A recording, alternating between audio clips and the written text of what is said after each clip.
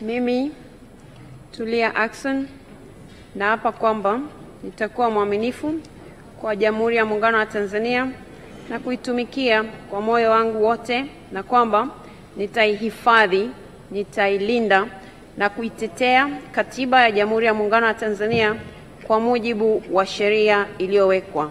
Ewe Mwenyezi Mungu nisaidie.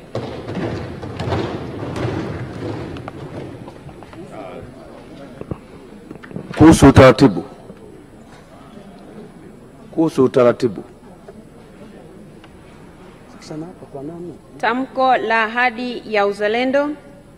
Mimi Tulia Ackson kwa heshima kubwa ninaahidi mbele ya bunge tukufu kuwa nitakuwa mtiifu na mwaminifu kwa nchi yangu Tanzania, na kwamba ninaahidi kuilinda, kuitumikia na kuitetea Jamhuri ya Muungano wa Tanzania kwa nguvu zangu zote na moyo wangu wote.